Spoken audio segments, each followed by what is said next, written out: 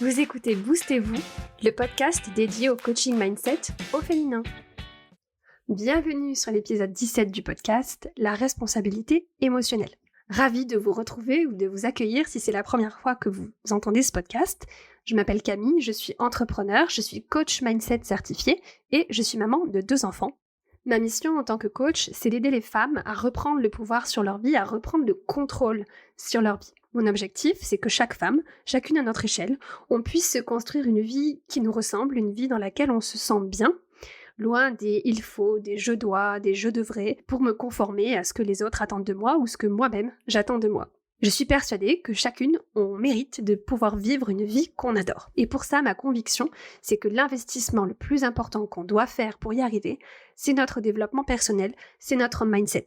En tant que coach, je suis là pour vous partager des conseils, des outils simples, concrets, pour vous permettre de comprendre ce qui se passe dans votre cerveau, de vous aider à développer votre mindset, vous aider à comprendre vos schémas de pensée, vos croyances limitantes, toutes les injonctions de la société qui ont conditionné votre façon de penser, vos émotions, vos comportements, pour que vous puissiez vous créer cette vie sur mesure, bien au-delà de ce que vous pensez possible aujourd'hui. Donc cet épisode est le 3e épisode d'une série d'épisodes consacrés aux émotions, et aujourd'hui on va parler de 2 concepts qui s'opposent, l'enfance émotionnelle ou l'immaturité émotionnelle et la responsabilité émotionnelle. Pour replacer un peu les choses dans leur contexte, je vais vous faire un résumé rapide des concepts importants qu'on a abordés dans les 2 épisodes précédents du podcast sur les émotions, donc les épisodes 15 et 16. Je vous invite à aller les écouter, vous comprendrez beaucoup mieux, vous aurez une vision beaucoup plus globale de tous les concepts importants sur le bien-être émotionnel. Donc le premier concept que je voudrais revoir avec vous aujourd'hui, c'est que nos émotions sont causées par nos pensées, pour la grande majorité d'entre elles, et que nos pensées sont le fruit de notre système de croyances. C'est-à-dire qu'elles résultent de notre façon d'interpréter les faits, les circonstances, qui, elles, sont neutres. Notre système de croyances, c'est un peu comme les lunettes à travers lesquelles on regarde le monde, c'est notre façon de percevoir la réalité. Deuxième concept important, c'est que l'expérience émotionnelle humaine, c'est du contraste, de l'agréable, du désagréable, c'est du 50-50. Et pour se sentir bien avec nos émotions, il faut accepter le contraste plutôt que de fuir le négatif et le désagréable et rechercher le positif à tout prix.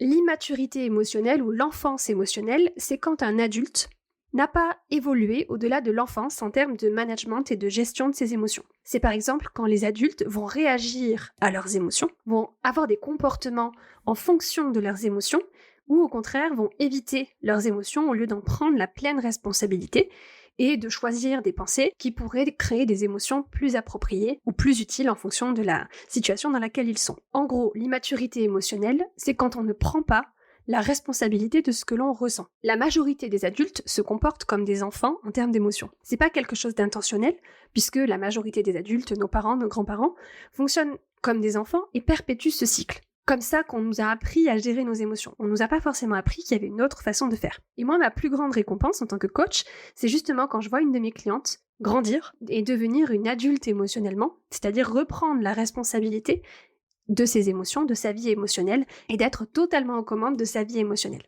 On est responsable de ce qu'on ressent à chaque instant. On est en charge de ce qu'on pense et donc de ce qu'on ressent. L'immaturité émotionnelle, c'est justement quand on va reprocher aux autres nos émotions, donc nos actions, et nos résultats.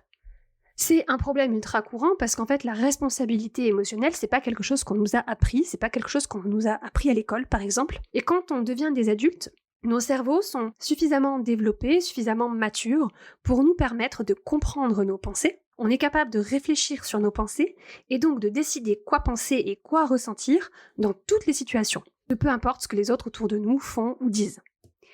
Les enfants, ils n'ont pas cette capacité à faire la distinction entre leurs pensées, leurs émotions, etc. On agit comme des enfants quand on pense que tout ce qui se passe dans notre vie, c'est à l'origine de nos émotions. Et cette supposition, cette façon de voir les choses, elle est en fait perpétuée par la façon dont on a été élevé et conditionné dans l'enfance. Par exemple, c'est toutes les fois où les adultes vont avoir des commentaires vis-à-vis des enfants, où ils vont leur dire « Ah, ce que tu lui as dit, ça lui a fait de la peine, tu devrais lui dire que tu es désolé. » Ou « Ah, est-ce que ce que machin t'a fait à la récréation, est-ce que ça t'a fait de la peine ?» En fait, quand on utilise ces formulations-là, on apprend aux enfants que les autres sont responsables de leurs émotions, que les autres sont responsables de ce qu'ils ressentent.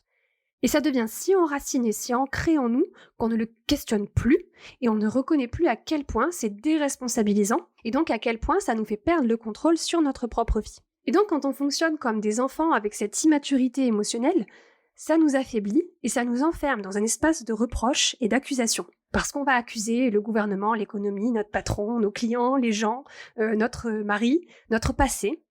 On va accuser les autres pour ce qu'on ressent, mais aussi pour nos actions et pour les résultats de ces actions. Et le seul moyen de sortir de ce schéma-là et d'atteindre la maturité émotionnelle, c'est par l'auto-responsabilisation. Donc la maturité, la responsabilité émotionnelle, ça veut dire que d'abord, on va prendre la responsabilité de nos joies et de nos peines, de toutes nos émotions, agréables ou désagréables, premièrement. Deuxièmement, on ne va pas attendre des autres qu'ils nous rendent heureux. Troisièmement, on ne va pas attendre des autres qu'ils nous fassent nous sentir en sécurité. Et quatrièmement, on va comprendre qu'on est les seuls à pouvoir nous faire de la peine, nous causer de la souffrance émotionnelle, et que tout ça, on le fait avec nos pensées. Alors c'est joli sur le papier, mais assumer l'entière responsabilité de tout ce qu'on ressent, peu importe ce que les autres font ou ne font pas, c'est pas une mince affaire. Et pour la plupart d'entre nous, c'est un énorme défi, mais ça en vaut la peine, ça en vaut vraiment la peine. Parce que quand on est capable de le faire, c'est là qu'on va reprendre le contrôle sur notre vie, et c'est là qu'on va reprendre les pleins pouvoirs sur notre vie, sur notre comportement, sur nos émotions. Beaucoup de personnes, et particulièrement les femmes, se sentent victimes dans leur vie, comme si on était à la merci des autres, sans forcément avoir conscience de ce schéma de pensée. Par exemple, une de mes clientes, elle est maman, elle est entrepreneur, elle est séparée de son mari, et elle fait des reproches à son ex, et elle pense que c'est à cause de lui qu'elle se sent frustrée, triste, déçue ou en colère. Mon boulot de coach, ça a été de lui montrer qu'elle donne du pouvoir à son ex sur sa vie émotionnelle. Parce que quand elle blâme son ex pour ce qu'elle ressent, en fait, ça va être chez elle un carburant pour des comportements qu'elle n'a pas envie d'avoir ou qu'elle risque de regretter. Parce que quand on est dans ce schéma de dépendance émotionnelle, d'immaturité émotionnelle, en fait, les comportements qu'on va avoir, c'est des comportements d'un enfant. Par exemple, ma fille, ma plus jeune, elle a 2 ans et demi, et elle est en plein dans ce type de comportement très primaire vis-à-vis d'une émotion. Par exemple, ces manifestations de colère peuvent être parfois assez violentes, impressionnants. Et quand on est dans cette immaturité émotionnelle, en tant qu'adulte, on va avoir des comportements de ce genre-là. On va avoir des crises de colère, on va avoir des disputes avec beaucoup de cris, beaucoup de bruit, beaucoup de fracas. Et c'est normal chez un enfant de l'âge de ma fille, parce que c'est lié à l'immaturité de son cerveau. Par contre, nos cerveaux d'adultes à nous sont capables de reprendre le contrôle sur ce qui se passe dans notre tête et dans nos cœurs, dans nos émotions. Et quand on commence à réagir à nos émotions et à se comporter comme des enfants, c'est là où on a ce sentiment de perte de contrôle sur nos comportements d'adultes. Parce qu'en fait, quand on blâme les autres, ou quand on blâme les circonstances, les faits, la vie, le gouvernement, etc., alors on va se comporter comme si on n'avait pas d'autre choix. Par exemple, si on mange trop, et on va reprocher aux autres d'avoir mis à disposition de la nourriture. Et donc dans ce cas-là, notre alimentation, elle est guidée par notre immaturité émotionnelle, alors ça va se refléter sur nos choix alimentaires. Ou par exemple, si on est au restaurant, que tout le monde prend un dessert, on va se dire « ils prennent un dessert, je me sens obligée de prendre un dessert » et on va leur reprocher d'avoir pris un dessert parce qu'eux, ils en ont pris un. Vous voyez ? Donc c'est un peu toute cette immaturité émotionnelle qui se traduit en termes de comportement. Et quand on ne se responsabilise pas sur nos émotions, sur ce qu'on ressent, alors en fait on refuse aussi la responsabilité sur nos actions. Et les comportements, au contraire, de responsabilité émotionnelle, on arrive à les mettre en place quand on assume la responsabilité de tout ce qu'on ressent et de tous les choix pour ce qu'on voudrait ressentir. Quand on fait ça, on devient beaucoup plus autonome et on arrive à incarner les personnes qu'on a envie d'être au lieu d'être dans cet espace d'immaturité et de réaction et de dépendance émotionnelle qui est en fait le mode de fonctionnement par défaut de toutes les personnes qui n'ont pas pris conscience de ce schéma-là. Et donc plutôt que d'agir comme cet enfant un peu incontrôlable et immature, on peut essayer de développer notre capacité à ressentir nos émotions pleinement, sans ressentir le besoin d'agir pour les éviter ou se distraire, fuir nos émotions, et on va arrêter de blâmer les autres pour nos émotions. Et c'est à partir de cet état de conscience de nous-mêmes qu'on va pouvoir mettre en place les comportements, les actions qui vont produire les résultats qu'on veut vraiment. Pour vous montrer un exemple de l'importance de cette maturité, de cette responsabilité émotionnelle, ce qu'on va faire, c'est qu'on va regarder l'effet que ça a sur une relation, sur les relations de couple par exemple. Quand on est en couple, on a tendance à donner à notre conjoint, à notre partenaire, le pouvoir sur ce qu'on ressent. On croit que c'est l'autre qui est responsable de nous rendre heureuses et que c'est généralement de sa faute quand on est frustré, quand on est triste ou quand on est en colère parce qu'il n'a pas sorti les poubelles. On croit que les choses que l'autre fait provoquent des émotions chez nous. Et comme on est dans cet état d'esprit, on va essayer de contrôler l'autre pour pouvoir générer des émotions positives et agréables chez nous. Donc on va lui dire quoi faire, comment le faire, et puis on va se fâcher quand il va pas donner suite à nos demandes en fait. Nos émotions, elles vont être partout dans la relation parce qu'on va essayer de contrôler les actions de l'autre et l'autre va devenir un pion sur notre échiquier émotionnel.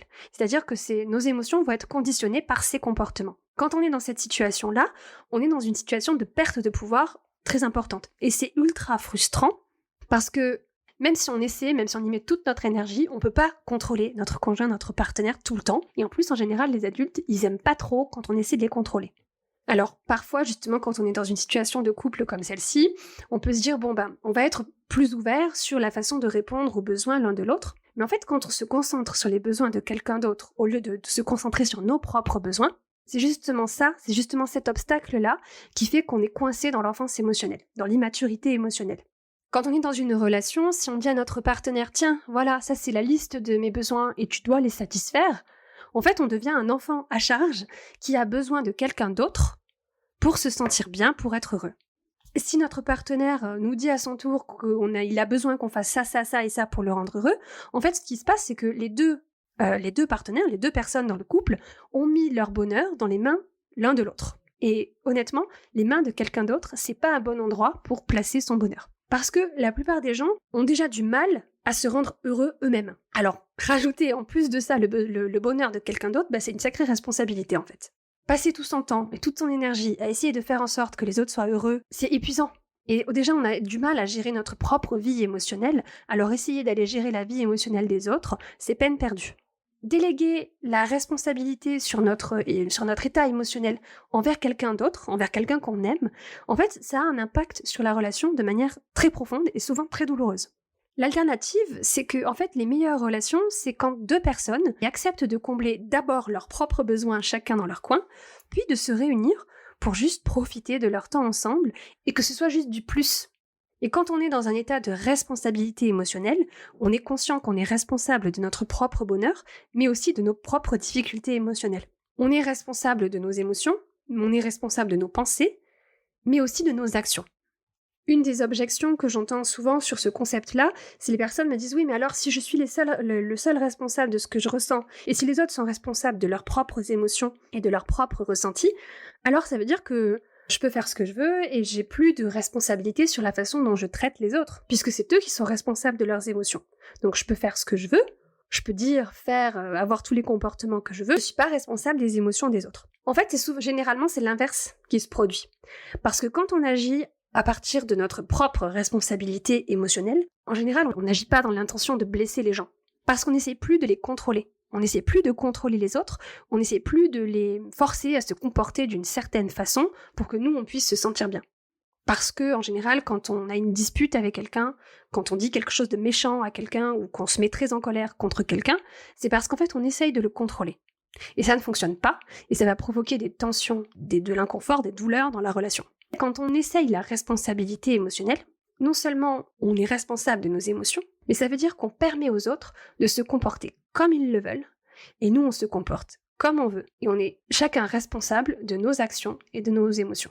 Et quand on est dans cet état de responsabilité émotionnelle, parfois on va avoir des comportements qu'on peut regretter par la suite, mais à ce moment-là on va choisir de s'excuser, sachant qu'on est responsable de la façon dont on se sent, on est responsable de nos émotions, mais on est aussi responsable de la façon dont on se comporte. Et ça, c'est hyper important parce que c'est ça qui nous permet de décider consciemment de quelle est la personne qu'on a envie d'être, comment on a envie d'agir, comment on a envie de se comporter, qui on a envie d'incarner. Et en fait, quand on est dans cet état de responsabilité émotionnelle, on va beaucoup plus facilement reconnaître nos erreurs et on va pas avoir besoin de blâmer les autres pour nos actions et pour notre ressenti émotionnel.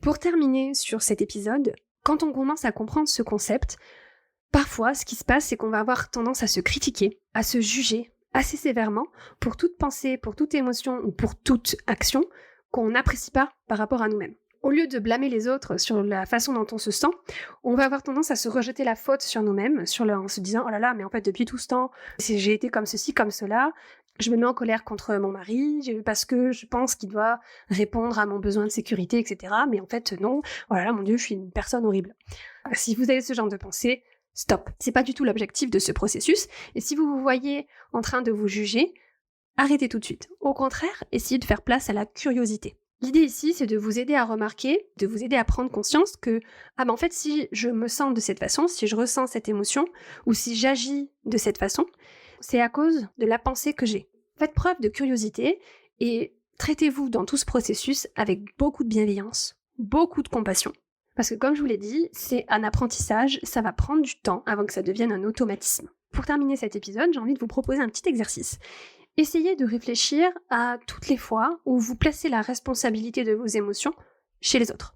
Par exemple, toutes les fois où vous vous dites « Ah, je me sens en colère parce que ma fille a fait une bêtise. Ah, mais je me sens frustrée parce que ma collègue m'a coupé la parole en réunion. » Ou alors « Ah, je me sens hyper triste parce que mon mari a oublié de m'offrir des fleurs pour la Saint-Valentin. » Essayez d'identifier toutes ces phrases dans votre tête où vous placez la responsabilité sur les autres et vous faites des reproches aux autres. Et pour vous aider à reprendre la responsabilité émotionnelle, par rapport à toutes ces petites phrases, essayez juste simplement de changer la petite phrase dans votre tête en rajoutant « parce que je pense que ». Par exemple, je me sens en colère parce que ma fille a fait une bêtise et que je pense que elle ne devrait pas en faire. Ou je me sens triste parce que mon mari a oublié de m'acheter des fleurs et que je pense que c'est important qu'il m'achète des fleurs. Vous voyez, c'est juste un petit twist dans la façon de penser qui va vous permettre de vous re-responsabiliser sur les émotions que vous ressentez. C'est vraiment la première étape sur cette question de responsabilité émotionnelle, parce qu'ensuite, on peut venir questionner et reprendre le contrôle. Est-ce que c'est vraiment si important que ça que mon mari m'offre des fleurs ? Oui, non, pourquoi ? Est-ce que c'est vraiment un problème que ma fille fasse des bêtises ? Oui, non, pourquoi ? J'ai pas les réponses, chacun a ses propres réponses, chacun a sa propre sensibilité, son propre système de valeurs, qui va faire que peut-être qu'une personne trouvera que un enfant qui fait une bêtise, ça justifie sa colère, et une autre personne, pour exactement la même circonstance, pensera que non, ça justifie pas de colère. Voilà, c'est tout ce que je voulais vous partager pour aujourd'hui. C'était donc notre 3e épisode sur cette série d'épisodes sur les émotions. Donc, j'espère que cette série d'épisodes vous aura plu, qu'elle vous aura donné des outils pour vous sentir mieux avec vos propres émotions. Et si vous sentez que vous avez besoin d'aide pour la compréhension et la mise en place de tous ces concepts dans votre vie, n'hésitez pas à venir m'en parler. Je propose des sessions bilan à toutes les personnes qui sont éventuellement intéressées par du coaching.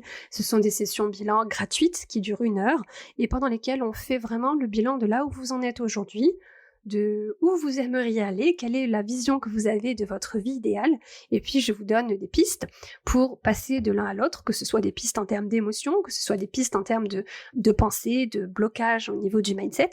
Et ensuite, on regarde comment on pourrait éventuellement travailler ensemble si c'est quelque chose qui vous fait envie. Donc si ça vous intéresse, n'hésitez pas, je vous mettrai le lien en description de cet épisode pour réserver une session bilan avec moi. Je vous souhaite une belle journée, après-midi, soirée en fonction du moment où vous écoutez cet épisode.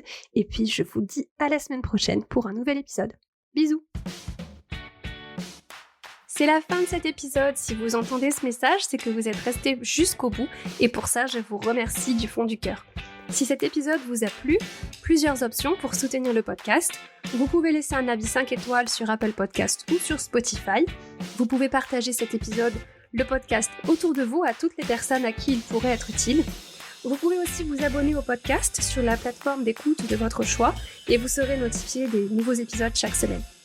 Vous retrouverez sur le site internet wonderfulmaman.com les notes de l'épisode avec des liens vers les ressources dont je vous ai parlé. Et si ce que vous avez entendu ici vous a plu, rejoignez la newsletter de Boostez-vous. Vous y retrouverez mes meilleures astuces, mes conseils, des coups de boost et plein de contenus exclusifs. On se retrouve pour un nouvel épisode la semaine prochaine. D'ici là, je vous souhaite une belle semaine. Je vous dis à la semaine prochaine. Bisous!